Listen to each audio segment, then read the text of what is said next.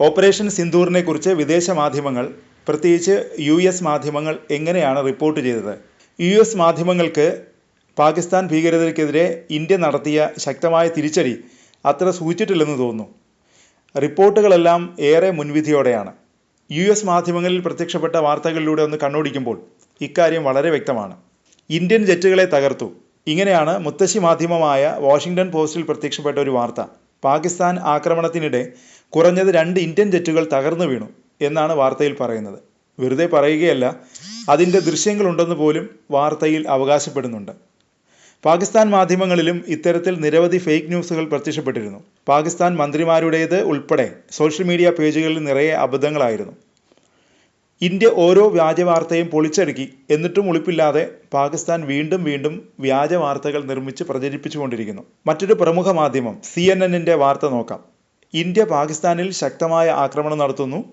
കുറഞ്ഞത് 5 ഇന്ത്യൻ ജെറ്റുകളെ വെടിവെച്ചിട്ടതായി പാകിസ്ഥാൻ അവകാശപ്പെടുന്നു. ഇങ്ങനെയാണ് ആ വാർത്ത. ഒന്ന് ശ്രദ്ധിച്ചാൽ ഈ വാർത്തകൾക്ക് സമാന സ്വഭാവമുണ്ട്. 2 വാർത്തകളും പറയുന്നത് പാകിസ്ഥാൻ വെടിവെച്ചിട്ട ഇന്ത്യൻ ജെറ്റുകളെക്കുറിച്ചാണ്. അതായത് മാനിപ്പുലേറ്റഡ് ആണ് ഈ വാർത്തകളെല്ലാം. പാകിസ്ഥാൻ വ്യാജ വാർത്തകൾ നിർമ്മിച്ചിറക്കുന്നത് മനസ്സിലാക്കാം. ക്രെഡിബിലിറ്റി ഉണ്ടെന്ന് അവകാശപ്പെടുന്ന US മാധ്യമങ്ങൾ എന്തിനാണ് വ്യാജ വാർത്തകൾ ചമയ്ക്കുന്നത്? ഇത്രയും മുൻവിധിയോടെ പച്ചക്കള്ളം US മാധ്യമങ്ങൾ എഴുന്നള്ളിക്കുന്നതിന് പിന്നിൽ എന്താണ്?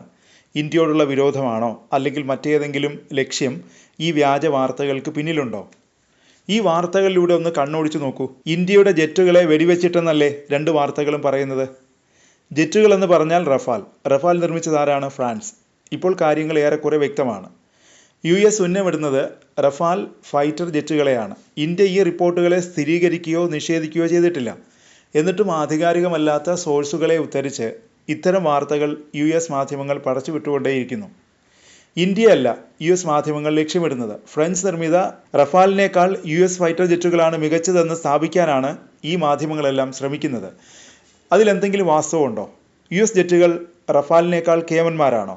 ഓരോ വർഷവും $1 ട്രില്യൺ പ്രതിരോധ മേഖലയിൽ US ചെലവഴിക്കുന്നത്. US അവരുടെ ഫൈറ്റർ ജെറ്റുകളെക്കുറിച്ചും ഡ്രോണുകളെക്കുറിച്ചും നാവിക സന്നാഹങ്ങളെക്കുറിച്ചും ഊറ്റം കൊള്ളുന്നുണ്ട്. അവയെല്ലാം ഏറ്റവും ആധുനികമാണെന്നും പൊങ്ങച്ചം പറയുന്നു. എന്നാൽ ശരിക്കും യാഥാർത്ഥ്യം എന്താണ്? യമൻ സായുധ ഗ്രൂപ്പായ ഹൂതികൾ US-നെ ശരിക്കും വെള്ളം കുടിപ്പിക്കുന്നുണ്ട്. ഇതിനെക്കുറിച്ച് US മാധ്യമങ്ങൾ മൗനം പാലിക്കുന്നു. ഊറ്റം കൊള്ളുന്ന ഈ സൈനിക കരുത്തെല്ലാം ഹൂതികൾക്ക് മുന്നിൽ തകർന്നടിയുന്നു. US സൈന്യത്തിൻ്റെ ബലഹീനതകളെയെല്ലാം തുറന്നു കാട്ടിക്കൊണ്ടിരിക്കുകയാണ് ഹൂതികൾ. ചെങ്കടലിൽ എന്താണ് സംഭവിക്കുന്നത്? US സൈന്യത്തിന് കനത്ത പ്രഹരമേൽപ്പിക്കുന്നത് ഹൂതികൾ തുടരുകയാണ്. ചെങ്കടലിലെ ഓപ്പറേഷനിൽ US നാവികസേനയ്ക്ക് 3 F-18 സൂപ്പർ ഹോണറ്റുകൾ നഷ്ടപ്പെട്ടു. ഹൂതികൾ F-35 സ്റ്റെൽത്ത് ജെറ്റും US-ന്റെ ഒരു F-16 ജെറ്റും വെടിവെച്ച് വീഴ്ത്തിയിട്ടുണ്ട്. ഹൂതികൾ 15 MQ-9 റീപ്പർ ഡ്രോണുകൾ വെടിവെച്ച് വീഴ്ത്തി. അതേസമയം ഓപ്പറേഷൻ സിന്ദൂറിന് ശേഷം US മീഡിയ ഹൗസുകൾ ഇന്ത്യക്കെതിരെ പക്ഷപാതപരമായ റിപ്പോർട്ടുകൾ നൽകുന്നത് തുടർന്നുകൊണ്ടേയിരുന്നു. ഈ വീഴ്ചകളെല്ലാം മറച്ചുവെച്ചിട്ട് അതിനെതിരെയെല്ലാം നിശബ്ദത പാലിച്ചിട്ടാണ് US മാധ്യമങ്ങൾ ഓപ്പറേഷൻ സിന്ദൂറിനെതിരെ വാർത്തകൾ പടച്ചുവിടുന്നത്. റഫാലിൻ്റെ പോരായ്മകൾ തുറന്നുകാട്ടാൻ എന്ന മട്ടിലാണ് കള്ളക്കഥകൾ സൃഷ്ടിക്കുന്നത്. അതേസമയം ഹൂതികൾ F-35 F-19 ജെറ്റുകൾ എങ്ങനെ വീഴ്ത്തിയെന്ന് US മാധ്യമങ്ങൾ US മീഡിയ എഴുതുന്നതേയില്ല. കാര്യങ്ങൾ വളരെ വ്യക്തമാണ്. US മാധ്യമങ്ങൾ റഫാലിനെ ദുർബലമായി ചിത്രീകരിക്കാൻ ശ്രമിക്കുന്നു. അമേരിക്കൻ ജെറ്റുകളുടെ മേൽക്കോയ്മ ഉറപ്പിക്കാനും ഫ്രഞ്ച് റഫാലുകളെ താഴ്ത്തിക്കിട്ടാനുമാണ് US-ന്റെ ശ്രമം.